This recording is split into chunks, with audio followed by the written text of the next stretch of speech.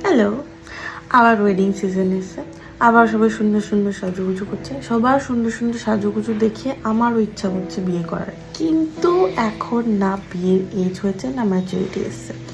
কিন্তু মিছিমিছি সাজুগুজু তো করাই যায়, তাই না? তাই আমি ভাবলাম যে মায়ের যেহেতু ওয়েডিং অ্যানিভার্সারি এই মাসে, তাই মায়ের শাড়ি দিয়ে কিছু মায়ের বিয়ের লুক রিক্রিয়েট করা যায়। আমিতে ভাসিনি কোনো দিনও নীলে, তুমি তোমার দু চোখে সেই নীল ছুঁলে।